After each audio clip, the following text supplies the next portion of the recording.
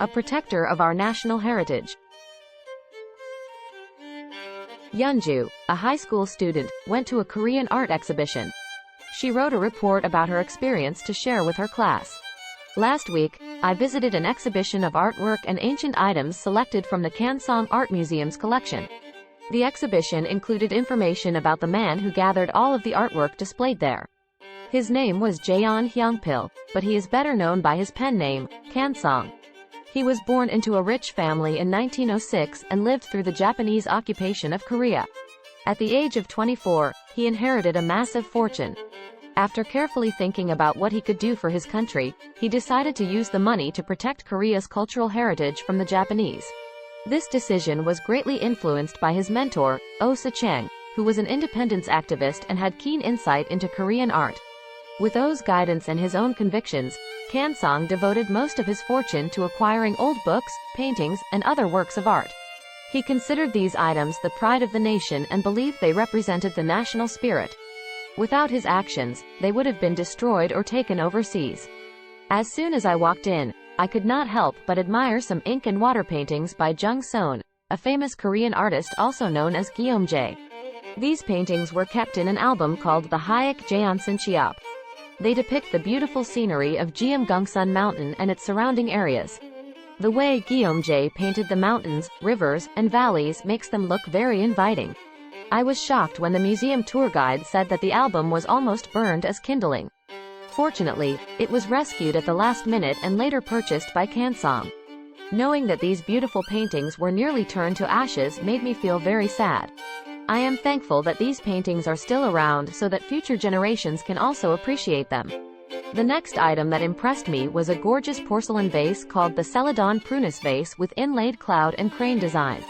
It is a pleasant shade of green, with a lovely pattern of clouds and cranes encircling the entire vase. The cranes seem to be alive and stretching their wings in search of freedom. Kansong bought the vase from a Japanese art dealer in 1935. With the money he spent on it, Kansong could have bought 20 nice houses. Later, a different Japanese collector offered double the price Kansong had paid for the vase. However, Kansong refused to part with it because he knew that it was the most magnificent vase of its kind. Today it is listed as one of Korea's national treasures. Seeing it in person was an absolutely breathtaking experience. Finally, I saw the one item in the museum that I will never forget, an original copy of the Hunminjeongeum Haria. This ancient book was written in 1446, and it explains the ideas and principles behind the creation of Hangul, the writing system of the Korean language. It was found in Andong in 1940. At that time, however, Korea was still occupied by Japan. The Japanese colonial government intended to get rid of the Korean language. Schools were forbidden to teach lessons in Korean, and scholars who studied Korean were arrested. From the moment he heard that the Hunminjeongeum Haria had been discovered, Kansong couldn't stop thinking about it. He knew he had to protect it at all costs. After years of waiting, he was finally able to obtain the book. He purchased it at 10 times the price the owner was asking and carefully hid it in his house. When the Japanese were finally defeated, he was able to share it with the rest of Korea. The guide said that the Hunminjeongeum Haria is the museum's most precious treasure. Without it, the origins and fundamentals of Hangul would have been lost to history. It has since been designated a national treasure of Korea and included in the UNESCO Memory of the World Register. Looking at the ancient book, I could feel Kansong's strong commitment to preserving Korean history. Standing in the middle of the exhibition hall, surrounded by Korean art, I could not stop thinking about Kansong. He was an amazing person. He did not collect art for his personal enjoyment. He did it to protect Korea's cultural identity during the harsh Japanese colonial period. After Korea regained its independence, he stopped collecting art, as he knew it would safely remain in Korea.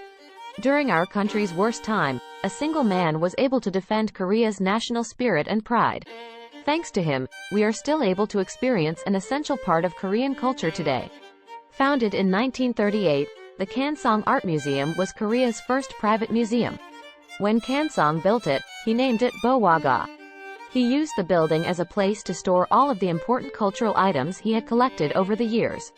Kansong died in 1962, and Bohwaga was renamed the Kansong Art Museum in 1966. It now holds about 5,000 items, including 12 Korean national treasures. made by Mi Kyung Na.